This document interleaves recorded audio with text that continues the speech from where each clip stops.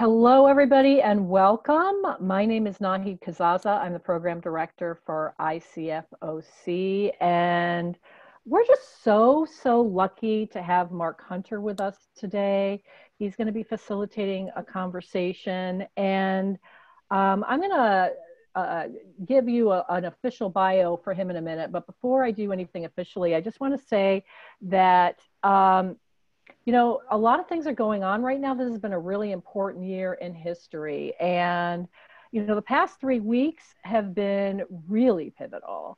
And I know for a lot of people that I've talked to, and I've shared this, it's brought with a lot of uncertainty, confusion, strong emotions, emotional exhaustion, a lot of soul searching that people have done. So what's been going on in the world, no matter what degree you participate in it or engage with it, it seems that people are being really affected by it. And I have had this with my clients, I've had this with myself. And what I have found most helpful in those situations was actually hearing stories about real people's experiences, not the superficial conversations that talk about political ideology or, you know, what's the latest thing that's going on in the news, but real people that have real experiences that are contributing to this conversation that we're having right now. So Nanor has had Mark Hunter on our wish list of speakers from the beginning of the year. So we've always, and Mark, you may not know this, but we've always sort of had you on our list of someone that we've wanted to have with us. And then Nanor and I just happened to be on the phone, I guess like a week ago, and she said, I'd really like to have Mark come in and address some of these issues. And I was completely on board. I was so excited. So I'm so glad that you agreed, Mark. And Nanor, do you want to say a couple things before I launch into the bio? Yeah, Mark, we wanted you for something completely different, by the way. It was around business development of coaches. So Mark is among many things, he's also an accomplishment coaching trainer. And even though he's from the East Coast and I was doing my training in San Diego, one day he appeared and this guy walks in. I'm like, oh, I don't know. I got nervous, excited, everything. And you know, Mark's essence, if you guys don't know, is confidence. He's extremely energetic, very bold. And those were all the traits that walked in with him right when he came in. And so it was like I said, nervous and exciting at the same time. But in addition to that, throughout the time he was training us, one of the things that exuded through is his calm and so much compassion and care that he really wanted us to get whatever it is that we needed to get. So a lot of conviction there. Mark, like I said, I wanted you for something else, but this is even better. So thank you for saying yes to us. But that's who Mark is for me. Thank you so much for that. And thanks for having me. Absolutely. You're welcome. Yeah. So before we let Mark start, I'm going to give you a little bit of an official bio on him. So Mark is an MCC. He's an executive leadership coach and has been coaching leaders and teams for over 25 years. He's been trained by 2 coaching programs, is a published author. The name of his book is The Brink: How Great Leadership is Invented. He's a senior training leader for accomplishment coaching in their Washington, D.C. program. He also serves on their executive team as the chief registration officer and leads the Affiliate Graduates of Color alumni program for the organization. In his private practice, Mark works with C-suite executives, team leaders, and entrepreneurs in the startup community and is an international public speaker and is in the process of writing his second book on how to create effective partnerships in challenging circumstances, which I think will be very appropriate. He's traveled the world, is a certified wilderness first responder, a certified rescue diver, a level 3 snowboard instructor, and an avid dog lover. So we kept it in virtual meeting format so Mark could see all of your faces. But since I think there's at least 75 of us on now, you're going to see people jumping around all over the place. I'm just going to let Mark take over the conversation, share a little bit about yourself, and you'll let us join in as it makes sense. Thanks. Well, thank you so much. Yeah, thank you so much for having me. And thank you everybody for being here. You know, this conversation about race is up and in the public eye in a way that it hasn't been in my lifetime, at least. And, you know, I think that this conversation itself, like the one that we're having here today, just your willingness to listen, is the answer to almost every question and challenge to diversity and equality. It's that we stay in this conversation and that we stay in it together. So thanks for being willing to be here and to be willing to listen. And a couple things that I need to clarify before we start. I need to just be really clear that I'm not a trained DEI facilitator. You know, it's not my my training. It's not what I do professionally. I'm a coach and leadership trainer who happens to be a Black man and is willing to have this dialogue about my experience and what I see. You know, the other thing I need you to know is that I don't speak for all Black people, and this is really important. You know, Black people we are not a monolith. You know, and I can't speak for everyone. And I really want to make sure that you're clear that I'm not the voice of all Black people. All right, I just need to say that out loud. I really only am speaking today from myself and my own experience as a Black man in corporate America, and who's now a Black man who's a coach and been a coach for 25 years. So I just want to set that as the foundation. You know, I'm actually here today, though, to talk about this tough conversation that you're probably either having and struggling with or resisting having altogether and or somewhere in between. And I want to also answer whatever questions you have to the best of my ability. So I plan to discuss some aspects of how to have those conversations with each other, with Black people, you know, with all different people, whoever you need to have these conversations with. And the challenge is that, you know, the conversation about race and diversity, especially in this country, is huge. This is not you know, we're not going to in an hour and a half have all the different aspects and conversation about all the facets of race in America. We could talk about it for days in that kind of general terms. So I'm happy to take questions at the end about whatever it is you have questions about. I'm happy to talk about that and answer your questions. But I'd like to focus on a specific part of the conversation with you first. And this is a conversation that's both vulnerable and uncomfortable, but I think it's important because it's one that I've been having for the past 3 weeks, almost on a daily basis. Recently, over those past 3 weeks, I've had a single question come up on multiple times a day from multiple people. And most of those are white people. But that question is, what can I do, right? How can I actually be a better ally is the more specific version of that question. How can I be a better ally? And so, you know, I want to talk about a bit about this conversation specifically and how to be a more effective ally and set up that conversation and then take whatever questions you have at the end. Sound good? Okay, great. So I want to start out with my background. And I want to talk a little bit about this because it's important to set up your listening and understanding of what allyship needs to address if you're going to take on being an ally. I actually grew up in Brooklyn, New York in the 70s and 80s. And if any of you have been in Brooklyn recently, it's not the Brooklyn that it is now. It was crime-ridden in a way that it's not now, and it was a really hard place to grow up. And I was taught a few things about the world and how to survive in it at an early age that I want to share with you. The first was that I learned the difference between a car backfiring and a gunshot. Anybody old enough to remember cars backfiring? Right? They don't do that anymore, but they used to. Thanks for being old enough with me. Yeah, cars used to backfire, and it sounded like a gunshot. And our parents taught us, my brother and I, the difference so that we knew how to respond or react. And you know, it was just, you know, those were common things that happened, and we needed to know what each was. You know, I also learned that the police weren't there to protect or serve me, specifically me. And to the contrary, I actually learned that I'm a threat to them just for being me, and that I should actually avoid them at all costs.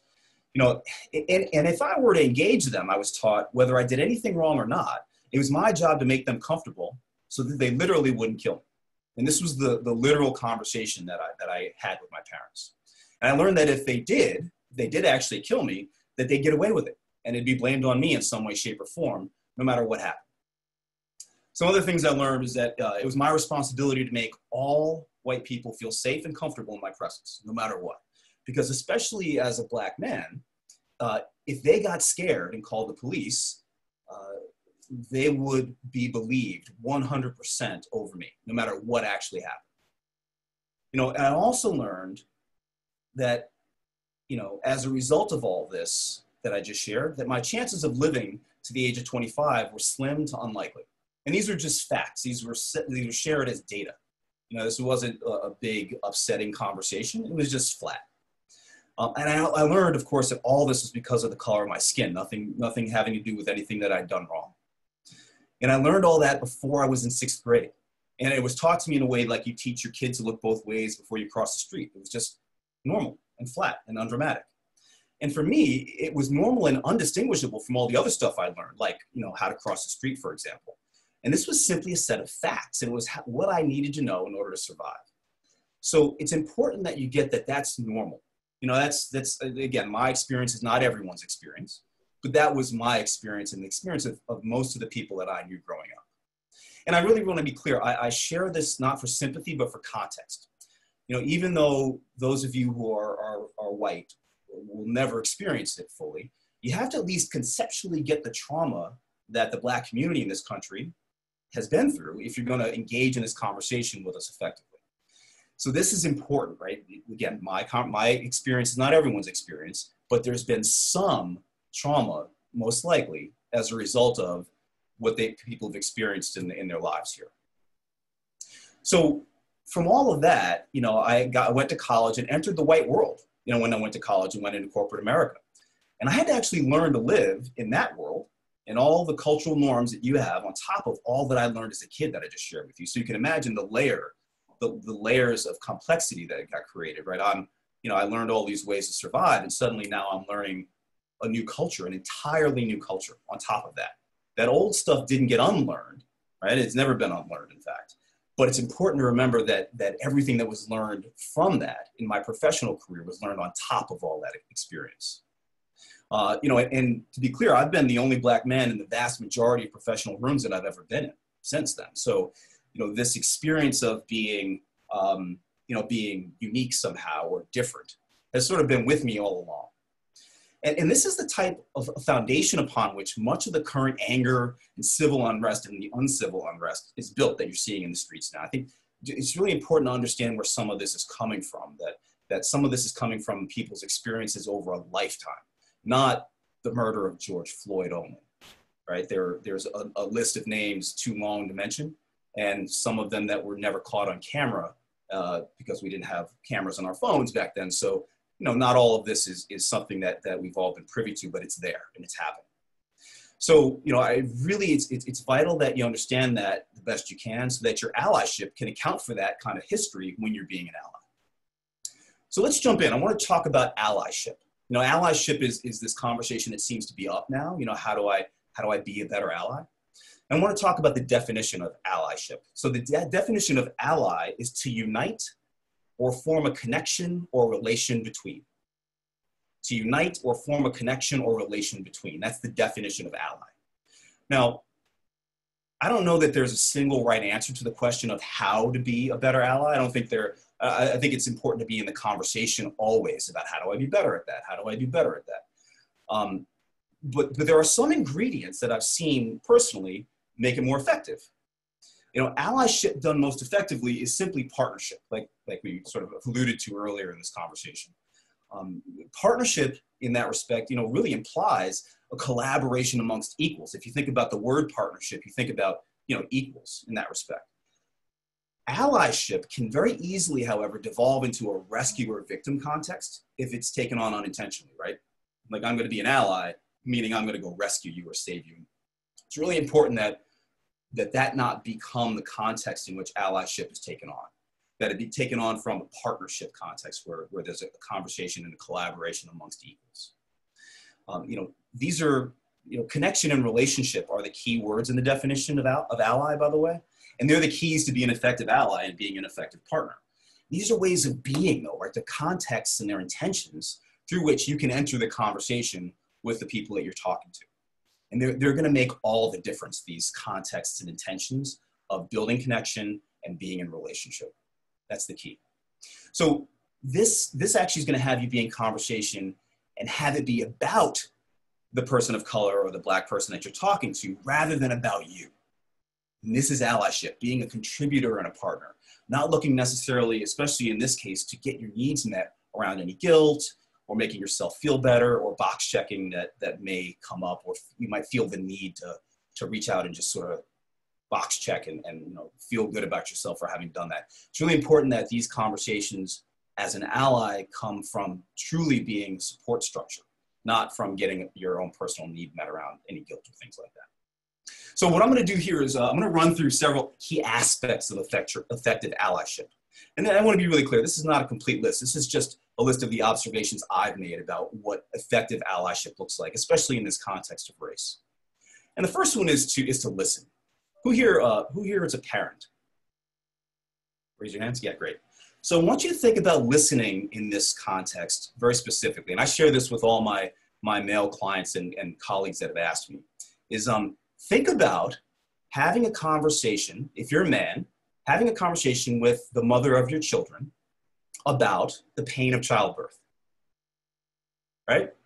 Now, that's something that as men, we will never truly understand. And it's in our best interest to listen fully, right? Especially to our wives and spouses and significant others. So that's the level of listening I'm talking about, right? Knowing that I'm not going to necessarily really get it, because I can't. But being committed to listening and understanding her experience fully. That's the level of listening that I'm talking about here.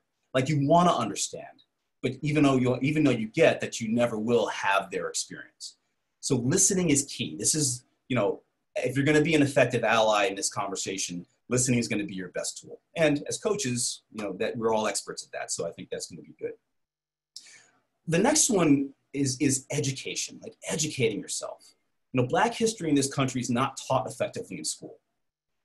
Learning about your own unconscious bias as well, right? Educating yourself around what your unconscious bias is. It's a question always of what that unconscious bias is, of course, right? Not if it's there. The other thing to remember is that, and I've run into this several times in the past week, is that remember that, your Black friends and colleagues are not necessarily going to be equipped to educate you in all of Black history. Now, that may sound obvious to some, but we were trained and educated in the same schools, right? In the same school system that taught what we were taught about Black history, and it's limited, at best it's limited. The other thing that I implore you to do is watch the video. Watch the video of George Floyd being murdered. Look, it's painful, it's nauseating, it's disgusting. Watch it. Watch it anyway. It's 8 minutes and 46 seconds, and it's horrible. But if you don't watch it and you're not willing to sit through it, you're not going to actually get to see the level of pain and emotional anger that you're probably seeing other people express out there. The other thing is that it's important that you not look away from these things, especially at wanting to be an ally. It's important that you not look away for those of us who don't have the option to simply look away. That's allyship, right? We're in this together. The next one is to stop trying to get it right. One of the things I think interrupts having conversations like this is trying to have the right conversation and have it in the right way. There's no right way to have this conversation. I promise you, I've had that conversation the wrong way 40 times in the past 3 weeks because I'm intending to actually share and be connected and listen and be heard. And I'm not always doing it right, but it's more important that I'm actually in the conversation than that I'm doing it right. The worst thing that you can do is not have that conversation at all because you're trying to get it right. Communication is a key aspect to any partnership and allyship. Without it, we stop at being heard and you stop at listening. So you're not going to get it right. Just let's have that as a baseline, and neither will I. The next one is to take on a commitment to shifting power and control away from traditional holders of both. Look, in organizations, Caucasian men are typically the ones that hold power and control. And the way to shift that is to be an ally and hire, promote, and support people of color in your organizations to be promoted and actually excel. this is the action to take behind your allyship. Allyship can be a conversation, it can be an intention, it can be a context. This is the action to take, is to actually go out there and be that champion and commitment to shifting power. I also want to point to that your voices, especially as white people, matter in this conversation. They're unfortunately much more impactful than ours as Black people in terms of having us be heard. You talk with your white friends and colleagues about it, especially those who don't believe that white privilege and that white privilege exists and that there's no such thing as systemic racism. It's important to be in those conversations with folks so that they're clear that you're committed to being an ally in this conversation. Even if they never understand it fully and they never get on your page, it's okay. Having the conversation is what matters. It's the elephant in the room anyway, right? Nobody's talking about it until now. And now is the opportunity to have that conversation in your rooms that you're in. The other one is your willingness to be and remain uncomfortable and engaged. Your discomfort and stand is what's creating this critical mass right now, this tipping point in the country. This conversation is so big, and we're actually here having this conversation now because so many people from so many different races are actually getting involved and having their voices heard.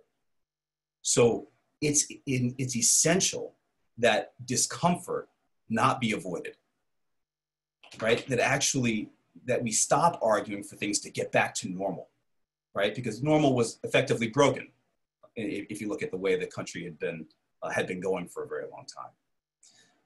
We stop arguing for things to calm down and get back to the way they were. It's the actual unrest that's changing things, and we're not done. We're far from done. I know on social media, I see lists and lists of things that have changed already in the past 3 weeks already. But I really want to be clear, that's just the very tiny tip of the iceberg, and there's so much more work to do. So your comfort and silence, our comfort and silence, are the biggest dangers to making a difference out of all this. The next thing to be an effective ally is to pace yourself. And I learned this the hard way over the past 3 weeks. There's a lot of emotion in this. This is a marathon, it's not a sprint. And I remember coming out of the gates right after this when I saw how much steam this was gathering, wanting to sprint through it. And I sprinted through those first 10 days and was exhausted afterwards. And some of you may have experienced something similar. Remember that this is a marathon. You have to set yourself up for the long haul. After the 24-hour news cycle and social media tire of this and stop forcing you to see what's happening out there. Because it's still happening, even after it stops being covered by media. It's been happening like that for as long as I've been here. The next one in being an effective ally is to remember that there's been trauma. All those things I shared earlier about my own personal experience, those are traumatic experiences. Now you're looking to support a group of fellow Americans who have a long history of being traumatized and marginalized. And you have to keep that in mind as you're intending to be their ally. There's going to be difficult conversations and reactions that you're going to have with them. Have those conversations anyway, right? This takes courage, what we're talking about here. So I want you to expect it to be scary. Expect it to be challenging and uncomfortable. And remember that, we're scared and uncomfortable too, and have been for a long time. And you being in that with us is, the one of the best ways to actually exemplify being an ally. And the last one I want to share, the last aspect of my list here, and again, this is not an exhaustive list, is this conversation. Like I said at the beginning, this is the answer to how to be an ally.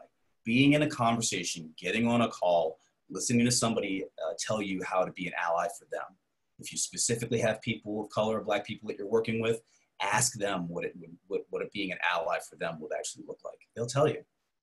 You're doing it by listening and simply being willing to take the uncomfortable action. So I want to thank you for that. And so those are really the aspects of allyship that I've seen that have been most effective. Again, and I really want to stress that there are many, many more ways that work for different people. So you've got to be willing to be in this conversation with those folks that you want to be supporting. So that's what I wanted to share with you to set up the conversation. And I'd like to start taking questions in a moment here and really open the conversation up to be a real conversation. But before we do that, I just want to say one more time, thank you, because, seeing all these faces here, and I've scrolled back and forth through a couple of pages here, is heartening. We're a group of people as coaches in the world making a difference for human beings all over the place. And I think that if we're willing to take this on, you know, the whole changing the world moniker stops being a pipe dream and it starts being real. So thank you. Who's got questions? And by the way, all the questions are okay. Please ask whatever's up for you. Hey, Mark, this is Christine Faas, and I have a question for you. So how are you taking care of yourself during all of this? I'd love to hear it. You know, the way I'm taking care of myself personally is making sure that this is not the only conversation I'm in. I think for that first week or 10 days it was. And I was starting to lose sleep and, you know, was starting to really have it be the only thing that I was focused on. So yeah, I had to actually make sure that there are people that I'm talking to that this is not the conversation we're gonna have. My brother, my father, who were great people to have this conversation with initially, I talk to them regularly and it really doesn't serve any of us to be talking about this constantly. My father grew up on a farm in Louisiana in the 40s and segregated South, right? It's completely, I can't even imagine all the things that he's seen. But, you know, so having these conversations with him and being able to talk to him has been invaluable. But it's also been incredibly healing to not talk about it, right? To have this be able to be something that we can set aside and just be a family and love each other. So that's the best way. And then some typical things, like I exercise a lot. I spend a lot of time with my dogs and, you know, really just taking care of myself in some of the other ways that I've always done, but more of it, right? When we're in this heightened level of activity and upset, even if we're not involved in it directly and out in the streets protesting, we've got to up our well-being game commensurate with what we're dealing with. And so, you know, I would challenge all of us, especially if you're looking to take this on, you're going to be having some tough conversations. You're going to be watching some tough things on, you know, on video. And it's important that you're taking care of yourself so that you don't get burned out. Because like I said, this is a marathon. Thank you. Yeah. Thank you. Mark, could I ask you a question? My name's Tana. I am South African. I grew up in apartheid South Africa. I'm a clinical psychologist and a coach, and I have spent the majority of my professional life working in the diversity space. I arrived in America 7 years ago. The way I worked there was to facilitate conversations. I never had a problem in terms of Black participants in a facilitated conversation. I work primarily with, let's say, the pharma industry. In workshops that I run, if I do run them, there's probably one and at the most two people of color. They're most often Indian. How does one facilitate conversations that are effective in a space where people really want to work, want to have conversations, but if you don't have Black representation? It's a great question. So we're actually having a conversation about Black people and racism without their presence there. Yes. You know, I have to say that this is probably one of the most important places to have this conversation. But the way to have it is to be willing to address it through the front door. You know, and remember that people are going to have all kinds of different reactions. You know, this doesn't exist at all, to, oh my goodness, all my guilt, and here's my confession, and so on and so forth. You'll have all that and everything in between. So I think it's important to ask people about their experience of their lives. You know, one of the things I like to ask people to do is to take a look at your wedding photo, your wedding photo book. And that's a great representation of the diversity in your life. You know, take a look at it. Do you think that is sufficient to actually ask white people how their whiteness has impacted upon their lives and ask them to reflect on it without being able to hear the Black story? I don't think that that's all of it. No, I don't think that's the entire picture, but it's a place to start. And it's not just about taking a look at what the white experience is for the white person, but, you know, what's their experience of their privilege, right?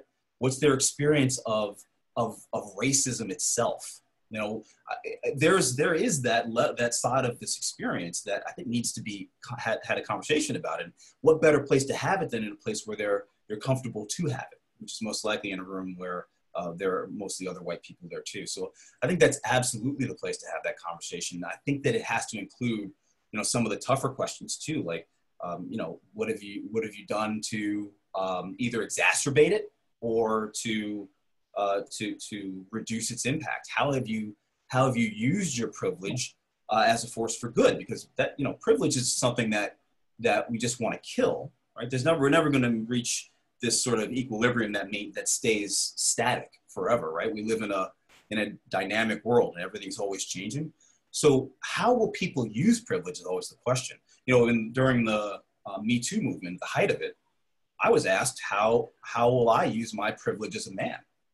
It's a great question, right? I mean, it's actually something that I need to be responsible for looking at and taking a look at myself. You know, just simply being here and pointing over there and saying, well, those men are wrong, doesn't actually do anything. Right. So I have to be asked, and I had to be asked, you know, what are you doing with it? What are you doing with your privilege? Or what are you not doing with it? And that question kind of shook me up because I realized that I wasn't doing enough based upon what I thought enough was. So I think those are some of the big questions, and they're tough questions to ask people, especially in a group, right? Because it takes vulnerability and it takes courage to even be willing to answer that question. And to ask what the effect of the defensiveness is in terms of how it entrenches the system, if they get defensive. Yes. Yeah. You know, the book White Fragility addresses some of that, right? Yes. And if you read some of her experiences in some of those very rooms you're talking about, you probably have had some of those experiences yourself. But when that defensiveness comes up, it needs to be addressed too. When the denial comes up, it needs to be addressed too. What is it protecting? You know, it's probably protecting.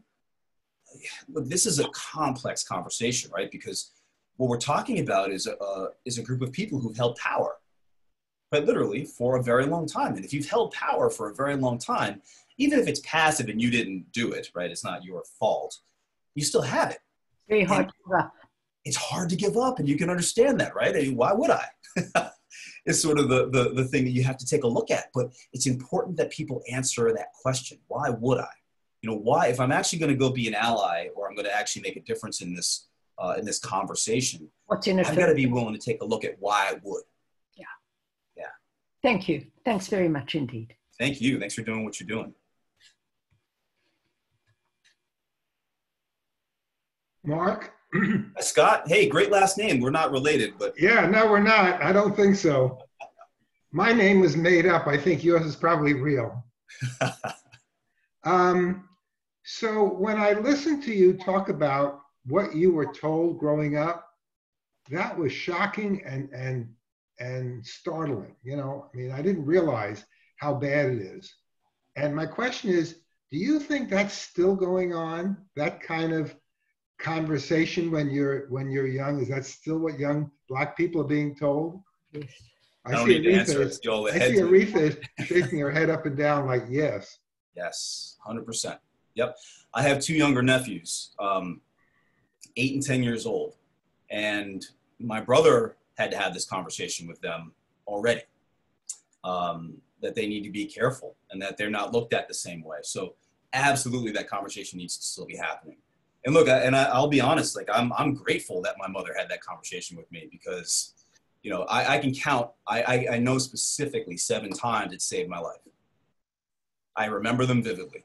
So, and I can hear her voice in my head, and she's passed away now, but I can hear her voice in my head in those moments. And absolutely, these conversations are still happening because they still need to be happening, unfortunately.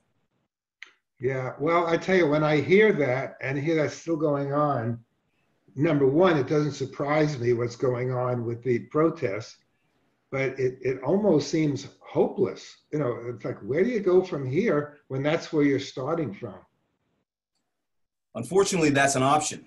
Hopelessness is an option, right? And look, I think that's one of the reasons you see so much disparity, right? Like that way of growing up creates a sense of hope. It can create a sense of hopelessness. So that's that's an option. How can it not? Like, how can you get out of that sense of hopelessness? I think it's a ton of support. Like, my parents just loved me, and they loved my brother and I, and they, you know, they protected us and they fought for us and they taught us to protect ourselves and to be smart and to survive. Now, the trick is that survival at some point, you know, isn't enough. You know, I remember actually that number, 25 years old, was like a milestone in my life. Like, I remember thinking, if I make it there, then, you know, I don't even have to think about what's after that. My goal was just to make it to 25, but then you get there and it's like, well, now what? And so this is the challenge, right? If we're just training kids to survive, then that's what they do. They survive and they find any way to do that. But if you're actually training them to survive and then also giving them a possibility for the future, which is what I think we do as coaches, as a trade, but also what parents can do, right? Parents having these conversations. My brother didn't just tell my nephews that they're screwed, right? And that there's no hope. What he told them was that, you know, this is the reality. And, you know, I'm going to teach you how to take care of yourself. I'm going to teach you how to be safe, and go out there and find out what you want to do, decide what you want to do in the world, and let's go make that happen. And so, you know, my father, myself, my brother, we relate to ourselves as a team, raising these young men. And I think that's one of the ways that we can avoid that hopelessness that you point to, but it's a very real thing out there. Thanks for asking. Tolu, sorry, Mark, Tolu and Susan have written in other questions into the chat room. So just wanted to point that out. Thank you. So let's see. Tolu asked, how do you, as a coach, remain neutral in coaching conversations where ideas are being shared around race that you don't agree with? Great question. You know, look, the nature of coaching has us outside of the conversation, right? Like, it's not about us. It's not about our opinions and our agreement or not. And when a client brings up something, let's take it out of the race context for a minute. If the client brings up something about violence or about fear even, right? We don't step over that. We don't skip it. We still have the conversation with them, but we can have it from a place of curiosity. Like, I'm curious where you're looking. I'm curious what has you have that experience or way of being or thought pattern or whatever, and have them actually distinguish it. So as a coach, we don't want to run our agendas, but we do want to make sure that we're addressing things that people bring up that are problematic for them and for the people around them too. So if you see somebody bring something that's that you don't agree with, you know, you got to be careful, right? Because there are a lot of things I don't agree with that my clients bring up. But if it's something about race or gender identity or the LGBTQ community that seems problematic and offensive even, I think it's our job to kind of reflect that this is something that you're bringing up that could be hurtful to other people. How do you reconcile that? So that we're actually engaging them in the conversation and having them think about it. Remember, if we're truly going to be a mirror and a reflective surface for our clients, we've got to reflect all the stuff, the good, the bad, and the ugly.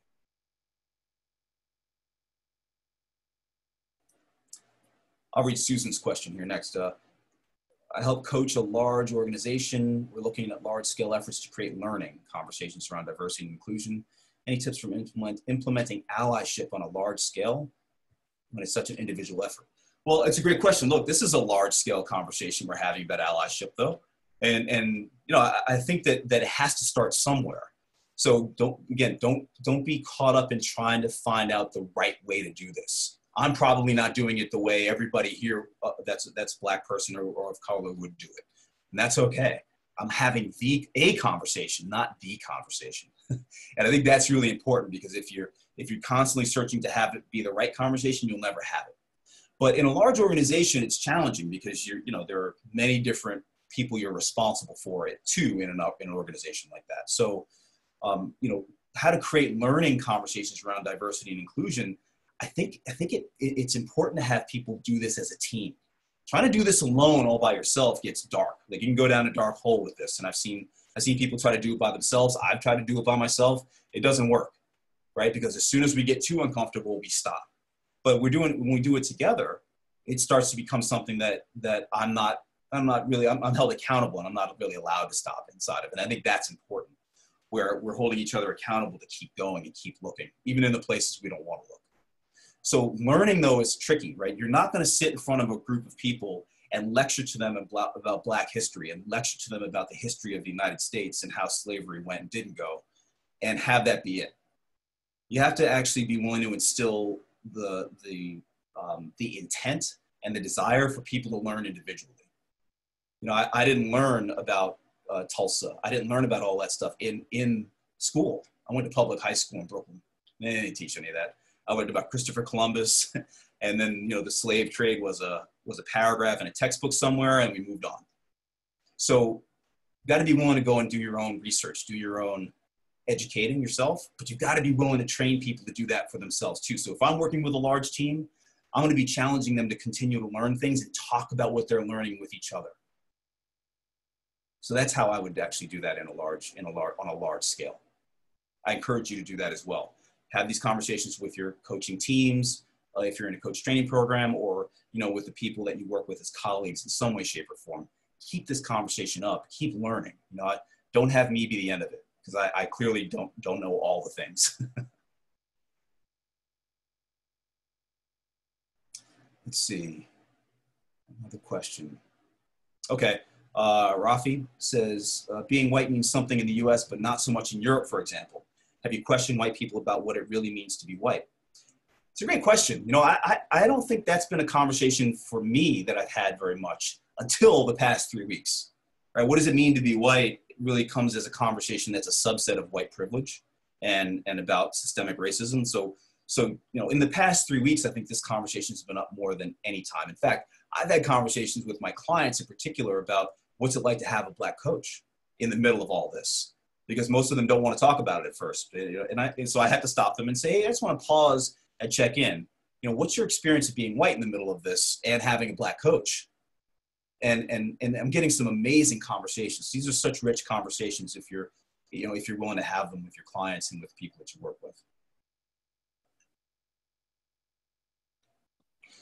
Let's see, who is, so Tina's up next. Yeah, Tina. Yeah, I was going to say, I think you had a question, Tina. Well, I had more of a comment to kind of add on to what Scott was saying. I just had a conversation today with a Black colleague and others. I'm in Sacramento involved with ICF and other folks within the chapter. And it's been a little surprising at first, but then not when I reflect on it, that a lot of the Black members that we're having these conversations with their reaction is like, we're tired of this conversation.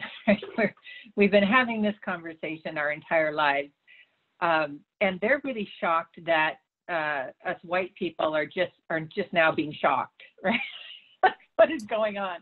And so the conversation that I had today, and one of the things I've been learning is that a lot of my Black friends and family, as I've got, there's some interracial stuff in my family too, have shared stories with me in the last few weeks that I had never heard before that just had me jaw drop. I can't believe that happened to you.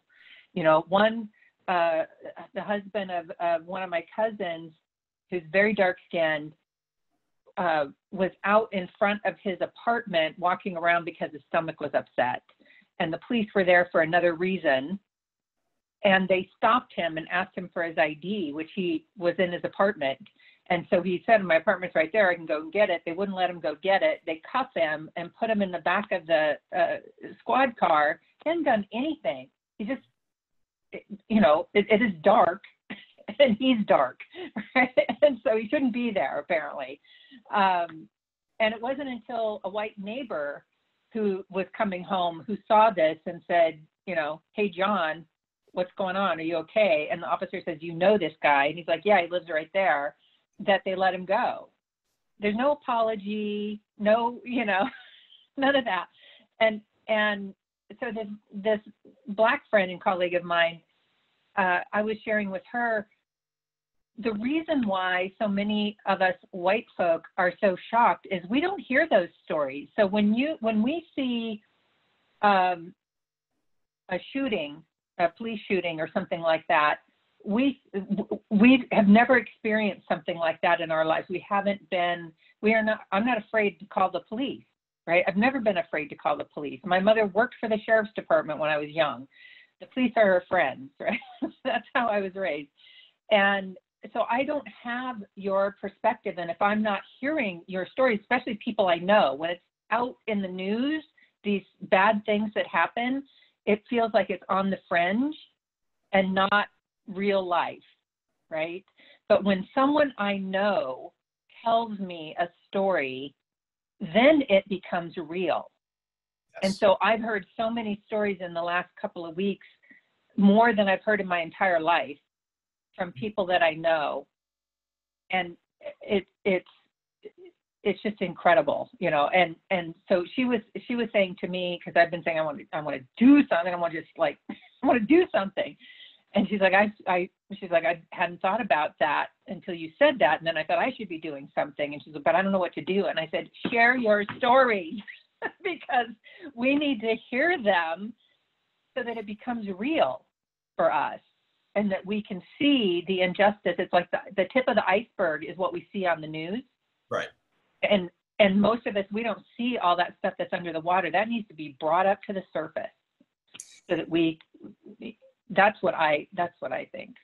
Thanks for saying that, Tina. I want to challenge you around something that you brought up, though, because it's important, right, that you bring this up, because I get the incredulity, right? I get the surprise. Like, I can't believe that happened, because two things. One is you simply haven't been exposed to it, and number two, you haven't been looking. And this is key, right? This is really important. You can ask your Black friends and colleagues to tell you all their stories. However, that puts a burden on them to have to drive up all their old experiences and old traumas and have to share them for you for your benefit so that you get it. Mm-hmm. You know, Google works very well with sharing video, news clippings, you know, all the history and experience of this. So the only challenge is this does need to be driven up to the surface so that everybody gets it, but it's got to be driven up by you. You know, it can't be, for example, my responsibility to go explain to every white person that I know my experience. You know, I don't think it's possible, first of all, but it's also not going to work because it's going to be too much of a burden on me. You know, I just get exhausted. It would just wipe me out. But yeah, I get that. So if you're going to take on allyship, right? If you're going to actually, if you're upset by or disgusted by what you've seen and heard in the past few weeks, then go find out. There's a lot more. There's a whole lot more. And it's upsetting to go look. And I challenge you to look and not look away, right? Keep looking. You know, that video, that 8 minutes and 46 seconds is a long time to watch what happened. And there are a lot of videos like that, unfortunately. But you're going to have to go find them, because you're right. Media doesn't actually run these things for very long, if they run them at all. And so you've got to actually go find where these things are and learn about it yourself. You know, look, I think that it's important that we all relate to ourselves as students of this. Look, to be clear, way back when I left high school and went into college and into corporate America, I became a student of white culture. You know, I had to in order to survive, in order to be successful, in order to do, you know, anything that I wanted to do. I had to learn how customs and how culture worked in the white world, and I had to. And I would challenge us to relate to that as something that we all have to do. If we're actually going to change any of this, we've got to be willing to learn what other people's experiences are, and not just from them directly and not from the news. We've got to go do our own research. You know, my experience of this is similar. Like, I'm not exempt from this. I have to keep listening and learning. I had to listen to women of color. I had to listen to women in general during the height of the Me Too movement, because there were things I just thought I knew, but I sure didn't know all of it. And I still don't know all of it, but I'm still learning and I'm still listening. So this is not just just about white people. This is about all of us need to keep learning. And right now, this is the conversation that's up about the experience of Black people, especially unarmed Black men around police. But I challenge you to actually all of us to relate to ourselves as students and keep educating yourself.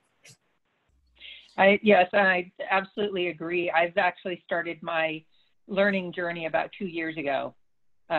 seriously. I mean, I've been learning my whole life, but around this issue in particular, and digging in and just being with it. And that's one of the roles that I want to play, is to invite other white people into this learning journey. Yes. And to support them, because as you said, I actually reached out to 2 colleagues that recommended one book that I'm finding a little harder to chew than some of the other things that I've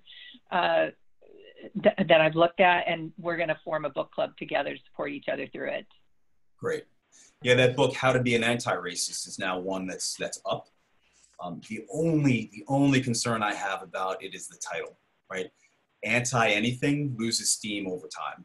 It's tricky, right? Even the anti-abortion movement, whether you agree with it or not, they learned this and they became the pro-life movement instead. So the only issue I have with that is the title. But by all means, please do take a look at it. It's a brilliant book. I'll make another comment. I think it's absolutely wonderful to go into Google, to go into the images, to look at videos. I think that that's fantastic. On one level, I think that also keeps us one away from it.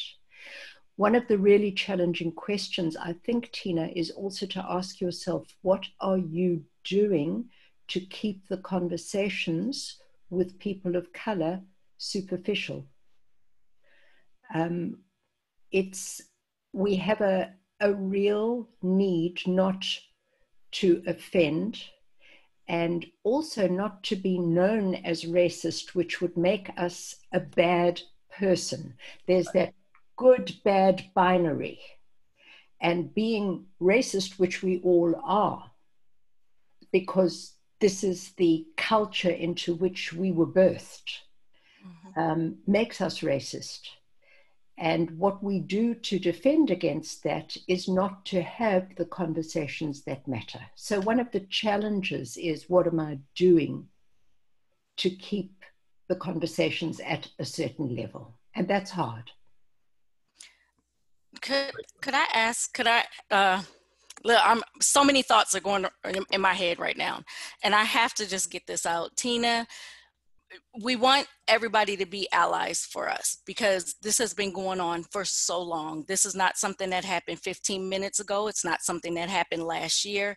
It's been going on for quite some time. One book that I would recommend that you take a look at in your book club, it's called Why Do All the Black Kids Sit Together at the Lunch Table?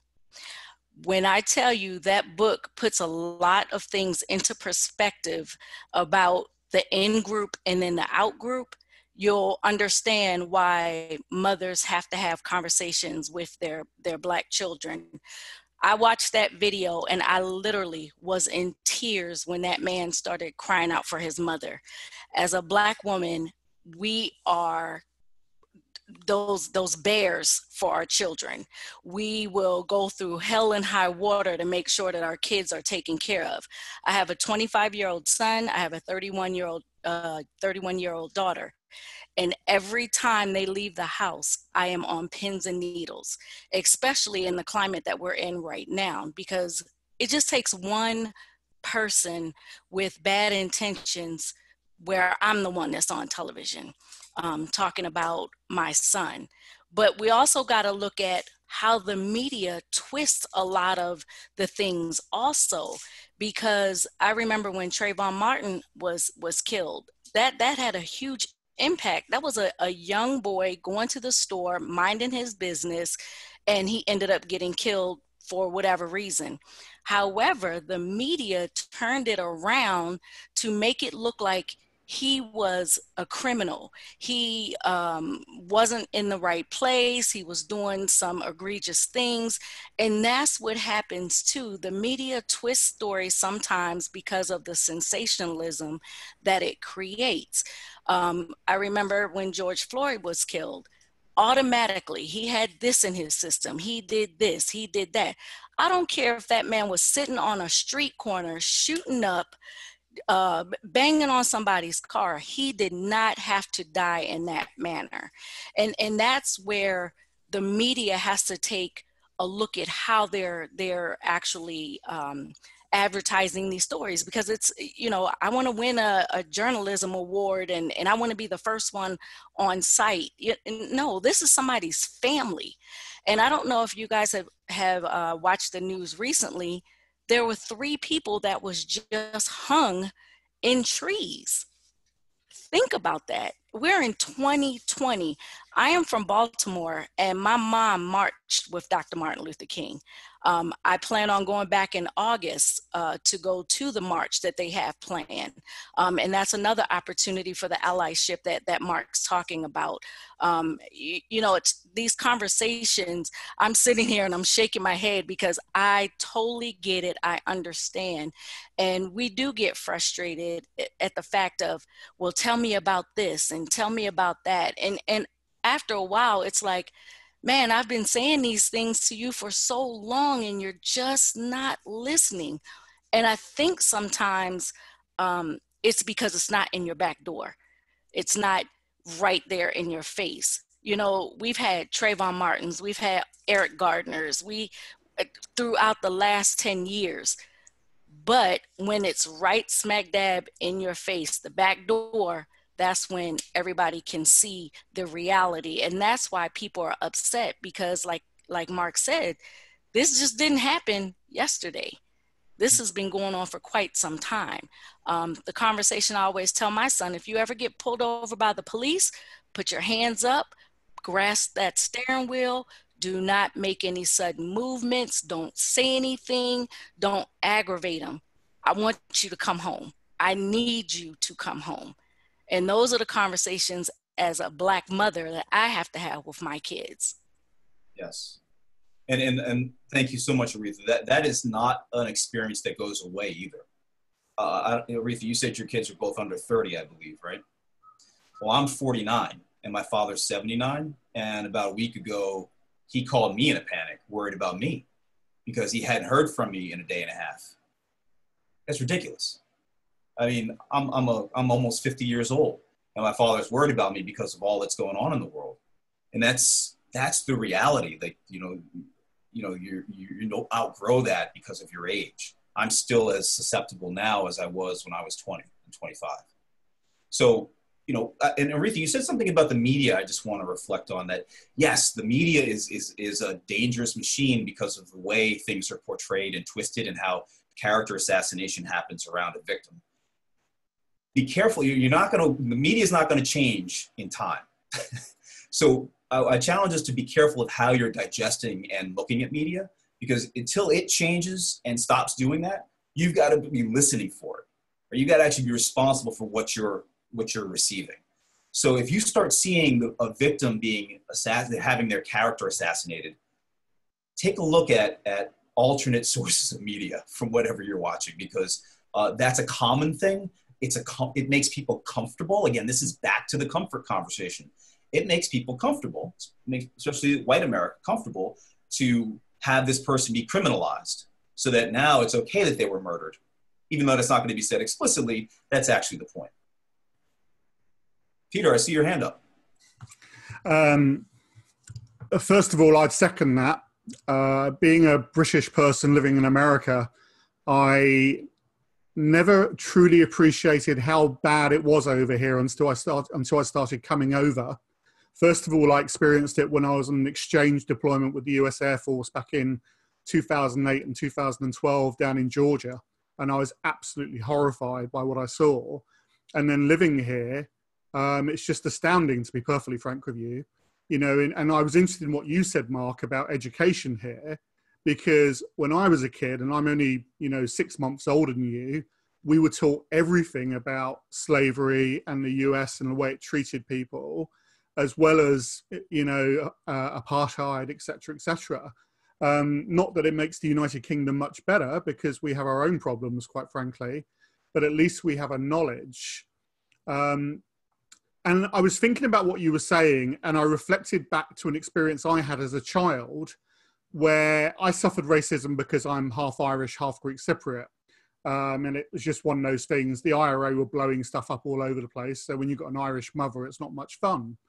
But I also remember, more importantly, that a day when my friend, who happens to be black, my best buddy, and I was slammed up against the wall by the cops. But the difference was that when we were asked to identify ourselves, I was able to say, please speak to PC 210 Vic Beaver. And they said, how do you know him? And I said, well, he's my uncle, PC being police constable. And we were immediately released. And of course, it was fine for me. You know, I grew up to be sort of white middle class, but my friend is still black and still suffers the prejudices that exist. But the other thing that occurred to me listening to the conversations today was it reminded me of a discussion I had with one of my clients who's British black. She's a criminal lawyer, and she confronted me with the fact that she felt she couldn't proceed further with her career because of her background. And I tried to coach her around that, but I felt inadequate. And I can remember at the time, and it was only when you were talking about this that I suddenly felt wholly inadequate and wholly unqualified. And I'd be grateful for, you know, your thoughts on this and your guidance. I can remember the feeling of extreme discomfort I had and thinking, what's going on for me right now? As well as what was going on for her. Right. Peter, thanks for the question. I think that the answer is what you just said to us. You know, it's actually saying about how sorry you are, how confronted you are, about how scared you are, about like your actual experience in the moment.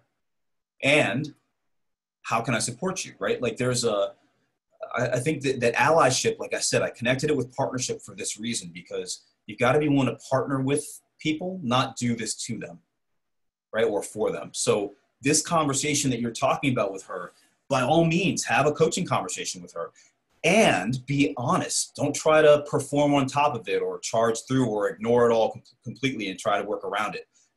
Wow, I noticed having this body sensation, or I noticed having this experience, and I'm sorry, and I just need a minute, or whatever it is that you actually are having, be honest. And I think that's key, because if you're going to create allyship and partnership, it's going to require trust. No better way to create trust than to be that transparent and that vulnerable with somebody. So thanks for saying it here, and that's probably what you need to say to her. Thank you. Mark, we have a couple of questions on chat. Charlie says, hi, Mark, how can I instill the desire in someone to be curious rather than defensive around this conversation? I've encountered so many who are unwilling to take a look. That is a great question. How do you instill the desire to be curious instead of defensive? I think is an age-old question that spans a number of different types of conversations. You know, I think in this conversation, this is one of those conversations that we can't ignore as a culture anymore. We can't ignore as a country anymore, thank goodness. I like to say that the civil rights movement never actually ended. We're in the next phase of it now. You know, this is not some distinct thing. This has been going on ever since. So I think that this idea of being at a critical mass, at a tipping point as a country where there are too many people talking about it to simply be able to ignore it and be ignored and be looked over and be able to hide in your ignorance. So willful ignorance is not something that I think we can permit to continue to hide. So the answer to that question, you know, it's going to be something that you have to be willing to do, but is probably to have the tough conversation anyway, right? Look, you may not make a difference for everybody, but your willingness to take them on anyway, to try, right? To actually open the door, even if they slam it shut on you, is the thing that needs to happen, especially if it's coming from a white person to another white person, right? Much easier to slam that door in my face than it is in your face. So if you can, if you're willing, I should say, and this is really a willingness conversation, if you're willing to have that conversation, even though it may not go anywhere, have it. Because they're gonna, over time, people will get that they can't hide out in that thing, right? If you give them no place to hide, eventually they're gonna have to take a look over here at themselves. And so I implore you, like, have the conversation anyway, even if you don't think it's gonna go anywhere.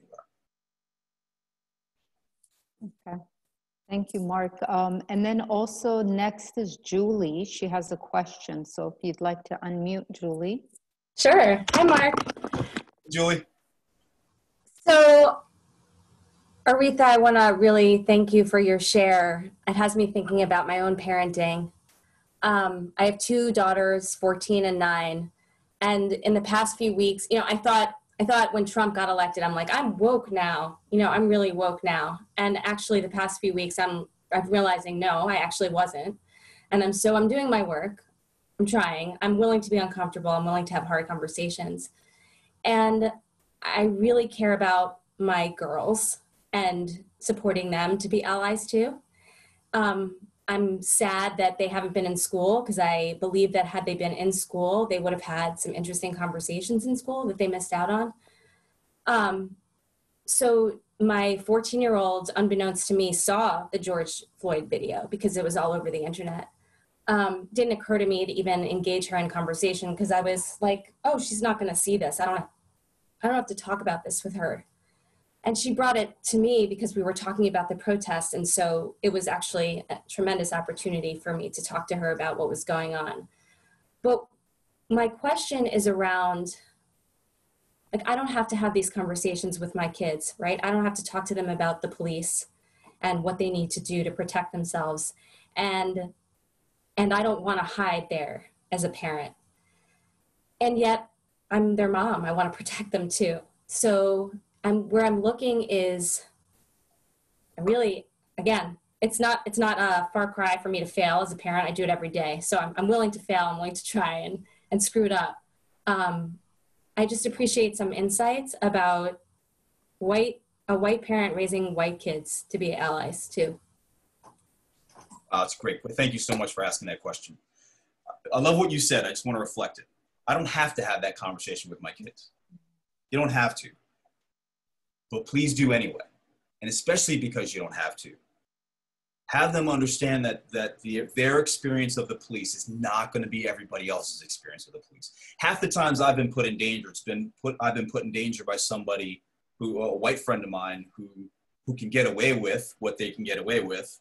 And I happen to be in the car, or I happen to be around, and they don't get it. They don't get that what they're doing is going to put me in danger. And so that education is important. So please, if you have children who are white and you don't feel like you have to have this conversation, you're right, you don't have to.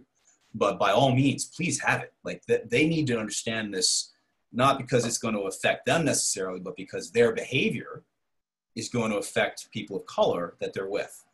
And they actually have privilege that they need to learn about early. You know, I personally think this needs to be taught more in academia, like at the college level, so that, you know, students coming out of college understand their power and their situation in the world. So teach them, please, about their white privilege so that they can use it. They can actually use it for good and to actually be allies to the people in their lives that they care about. And so that they can call it out, so that when they see something happening, like a George Floyd or all the names, they actually are willing to do something. They are unwilling to look away. I think it's the looking away. It's that's uncomfortable or unpleasant, and I don't have to look, so I won't. I think that's the dangerous thing. So if we can sort of start breaking that down and create a generation of people who are unwilling to look away, I think that we're making a huge shift. So yeah, thanks. It's the complicity piece, the silence piece that I'm not willing to be with for my children. So I'm perfectly willing to have the conversation. I noticed, you know, I watched Just Mercy with my 14-year-old. Brian Stevenson was one of my law professors. You know, I felt like she was okay, she could do it. And I chose not to have my 9-year-old see it. And then I was like, did I make the wrong choice? Is she old enough? Again, I feel like people of color this is part of their lives. They don't get to avoid that. So I have no idea if I did it wrong or right. I'm willing to screw up and keep trying. But yeah, it's that piece. It's my girls know they're privileged. We talk about it all the time. It's the standing up. It's the speaking out. It's the not being quiet. Yeah. Thanks. I don't know what the right age is. And I can't tell you when to talk about this with your kids, but when they start talking about it, and they start reflecting that they're conscious of this difference in the world, probably is the right time. It's my guess. Thank you. Thank you. Then she's ready. My 9-year-old. Thank you. I think we have something from Jeff Miller. Jeff Miller. Thanks. This is awesome. Thanks, Mark. Mark's actually my coach, so this is just a treat for me. And we've had plenty of conversations. Just a reflection, I think, over the last 3 weeks. My wife and I have been together for 12 and a half years, married for a little over 10. She's African-American, and I'm white. And this is the first time we've actually had conversations of merit about race. And I think it's interesting because we've got to talk about like what has us not bringing that up in depth. And it was my privilege to not see race, right? And it was her privilege not to bring it up so as to get in trouble or any of the repercussions. And I think what I'm getting here, not only as us as coaches, but us as human beings in the world, we owe it to ourselves to have that conversation. And one of the things, like I had to go out video, you can kind of hear the emotion in my voice, is I have 3 kids, a 6-year-old daughter who we told her what was happening. And her first question was, is Nana and Granddad going to die? And me as a white person, I'm like, wow, how could you have that as a 6-year-old daughter? And I'm like, this is the problem. Like, you got to have a conversation. And my 2 boys, 4 and 2, by the time they're 12 and 13, they're going to be a threat to the police. So me as a white person, I need to have that conversation with my kids, and I don't know how, but I don't care. So being willing and listening and educating myself and partnering with my wife, I think that's the conversation. So thanks, Mark. Appreciate it. Thank you so much, Jeff. Yeah, thank you for your courage. That's got to be terrifying, right? I don't have kids. I have nephews, but no kids of my own. So I can only imagine how terrifying that must be. But I commend your courage in being willing to have the conversation with them. And I think the last thing you said is key, in partnership with your wife, right? Like you being her ally with them and for them, and them seeing that, essential. Thank you. I apologize. I'm not able to keep track of the questions in the chat. Did I miss any? No? No more questions. There's been a lot of, it's actually, it's a resource now. People are sharing a ton of information, books, podcasts, YouTube videos. So I think I might make a copy of this and maybe, send it out when I send out the survey along with the recording. So great. Please send it to me too. Absolutely. Yes. Who else has questions? I want to make sure we got a little bit of time left here. I'd love to see what other questions you have. Carolyn Mark. looks like. I'm sorry. Hi, I'm Carolyn, Mark, and thank you so much for sharing your story and for starting this dialogue and just really just being vulnerable, just opening up, yours, Aretha's. This is so, this conversation needed to be had so long ago, and yet, it took these events to have it. And I think we all have these unconscious biases. And this is sort of a, as I think about it, being an Asian American, I've had my own experiences, and I think we all have had our own experiences. And so I think we as a group of coaches, we tend to have a higher level of awareness into this and to be able to have those dialogue.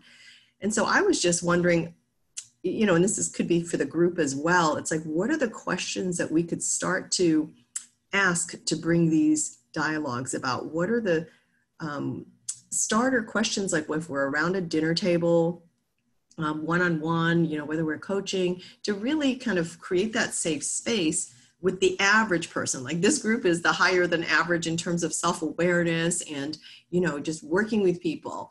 Like, we are we can be such a catalyst into creating that change. And so I was just keen, like if anyone has some good questions or putting it in the chat groups that we could save it, that we can really begin to take what you guys have just started to and make it safe to just have those dialogue. whether it's with children, whether it's about with our, just the average person out there. Yeah, you know, this is other folks might have specific questions that you can ask that are great conversation starters. However, my experience is that the best way to elicit vulnerability, and make no mistake, you're asking people to be vulnerable. You're asking people to be courageous and brave in the face of a conversation they probably don't want to have at all. If they're not having it, it's probably because they don't want to, because it's kind of hard to ignore, right? The best way to elicit vulnerability is to be vulnerable first. So my answer to your question is not that there's sort of a set of questions or a great question to start with, but to consider sharing your experience first, your experience of racism and your race and, you know, and your experiences out there in the world, and then asking people what their experiences are. You know, lead the conversation and then call people forth to it rather than sort of calling them out with a gotcha question. I think depending on how you ask these questions and how you bring up the conversation, you're either going to get defensiveness or you're going to get people who are willing to, you know, sort of open their hearts and be seen. And so I think that if you're going to have people open their hearts and be seen, you got to start by doing that first. Mm-hmm. Yeah. Great, thanks. Yeah, you're welcome. I saw Dwayne, you had your hand up. I do have a question. Something that you said earlier when you were going through the steps of being an ally was you said, don't forget that there has been trauma. And that really hit me because I had not thought about that. And it reminded me of this really great book by, I think, Judith Sherman about trauma and dealing with people, you know, that have been in trauma. And so I guess what I'm curious about is, so if I'm having a conversation, you know, when I'm having a conversation with, you know, a group of African-American people, as far as, you know, dealing with that trauma and having conversations around that trauma, do you think it would be a good idea to, let's say, have, you know, a second person there, you know, with me who has, you know, training in dealing with trauma? Because, yeah, so that's really kind of my question. Like, how would you have a conversation around trauma that has gone on for 400 plus years, you know, with a group of people? And then, yeah, so I think that's really kind of like my question. It's a great question. You know, I'm not a therapist or a psychologist, so sure. I can't tell you the right way to sort of address that conversation, except, look, I think that these conversations can be had in a way that doesn't have to dig up the therapeutic aspects of it at first. In other words, if you're sitting around with your other Black friends and you're talking to them about your experiences and they bring up stuff, and you can ask them, hey, so tell me about your experiences. Tell me about your traumatic experiences.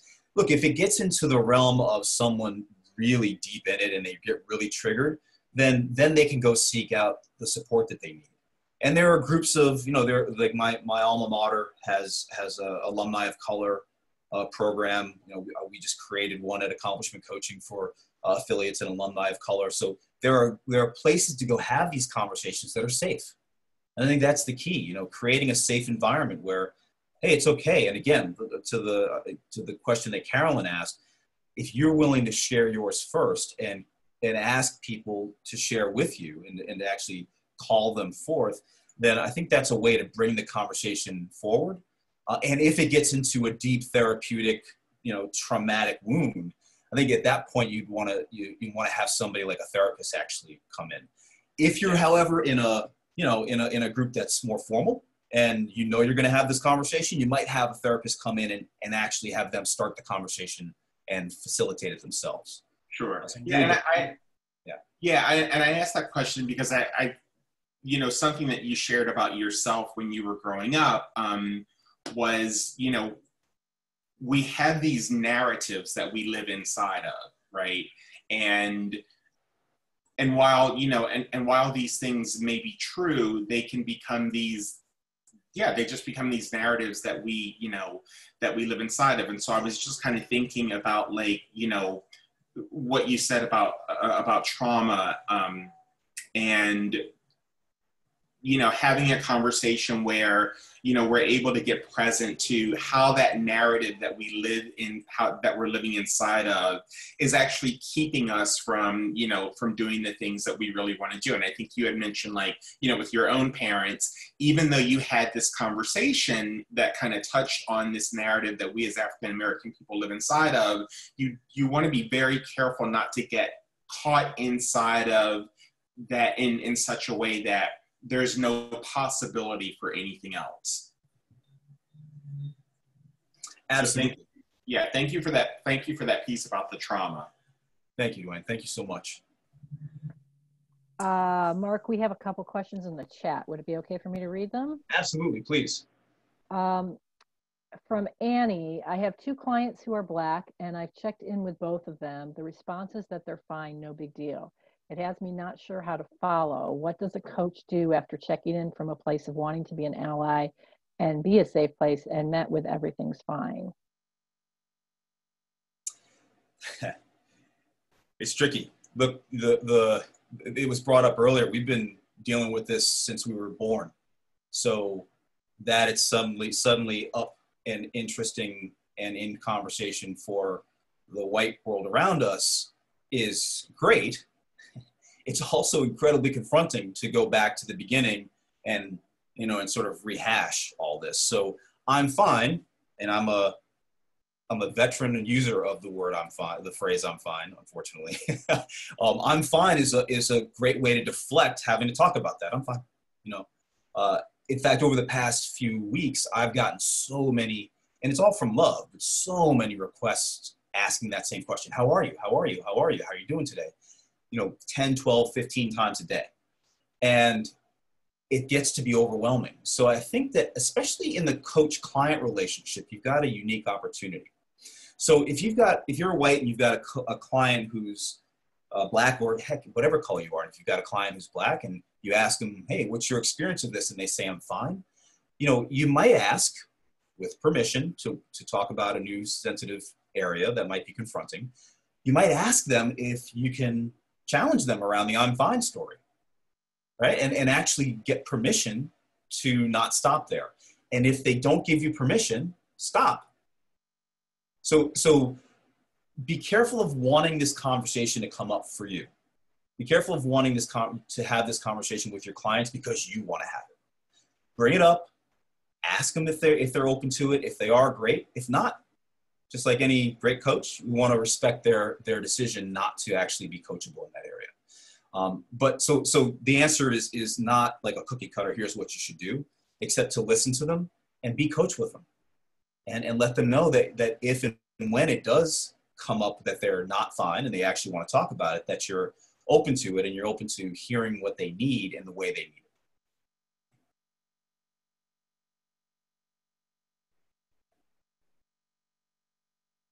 Was there another question? I thought I saw another one there. Donna Leah wanted to comment. Go ahead, I'm sorry. No, go ahead. Hello, thank you everybody for all these amazing comments and the self-awareness that everybody is just putting out there. Mark, you're amazing, as is Aretha and so many others who have spoken. I live in Canada, so we don't have the same degree of issues that you are experiencing south of our border. We do have a lot of people absolutely out on the streets, and it is still continuing, even in rural Saskatchewan, which gets 300 people walking last weekend or just a couple of days ago. Anyway, my comment really is about the trauma piece, the trauma-informed possibility around coaching actually does exist. and it doesn't require therapy. I am a coach, and my client population mostly have ADHD. I did my training with CTI, my coach training and accreditation. I've been coaching for quite a number of years. I also went on to become an ADHD coach. I did the same kind of training for ADHD coaching as I did with CTI. And my clients experience trauma and stigma, no matter what race they are, or what color they are, or where they live. And they bring that to their coaching because they feel they're broken and they don't believe in themselves. They have shame, up the yin yang. What happens is that when we can just acknowledge that they have experienced this as trauma in their childhood, they can actually begin to accept it. And I also work with a group in the UK in terms of emotion coaching that has taken on the ACEs. I don't know if you know about ACEs. I'd be surprised if you didn't, which is adverse childhood experiences and how they affect us generationally, and that these children who were in their mother's womb are born going to be experiencing some of the trauma that she's experienced. So when we are looking at this trauma for our clients, one of the questions that they have zeroed into in terms of to follow on, if you're going to ask a question, it's not about what it is really about is the question is phrased in terms of what happened to you. And when they can hear that question and they can answer that question, that's all they need. And then you move into other ways of coaching. So there's a lot of science out there about this, and it is really quite a unique place to be when you can have your client unload that and then move forward and become the person they really want to be. So I'm just throwing that out there, and there is lots of information. I'm happy to provide some of that if it's something people would like to hear. So just again, I want to thank everybody. Thank you so much. Thank you. I noticed the time, and I want to take one more question, one last question here. I saw Shauna posted a question here about using our businesses and spheres of influence to help dismantle systemic racism, especially as coaches. Yeah, thanks, Mark. Thank you so much for holding this space and gathering us. I'm an AC graduate, and I have a dance fitness business, and I've created a couple of different possibilities as far as creating opportunity for people of color who want to have a little business opportunity. And I have some ideas there, but specifically in the coaching world, I want to just acknowledge that our industry is a privileged industry to have the means and the energy and the time to be in these conversations. And so I guess it's less of a question and more of just open for brainstorming and ideas and seeing what other people are doing to close that gap of having access to this work. And I have quite a few ideas of my own, but I'm just one person. So that's really the core of my question. Thanks, Shauna. It's a great question. A perfect question to end on too. I can share mine, and if anybody else has any ideas, they can jump in too. Look, you're right. We are an industry of privilege. We're also an industry that's not very diverse. It's getting more diverse, but not very diverse in general. And that's not just around race lines, it's also around gender and gender identity. So there are a number of places that we could be better at being diverse as a community, as coaches, and thereby serve our communities better, right? Actually, our respective communities better. So I think there are some structural things that can be put in place, like creating a DEI team. See if we can get a little feedback there.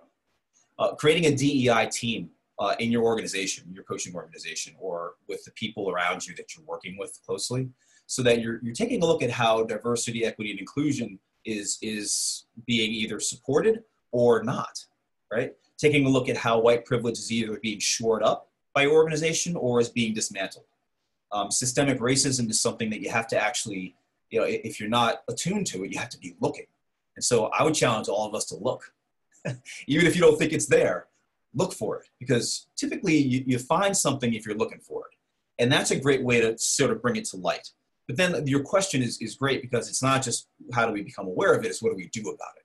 And I think the answer to what to do about it is to start to diversify. How do we, you brought up the conversation about access. How do we create access for people who can't afford perhaps a coach training program at our prices, or who we don't actually talk to in our communities? We can get out of our communities and go talk to people that don't look like us. All of us can. We can actually create scholarship programs. There's so many different ways to do this.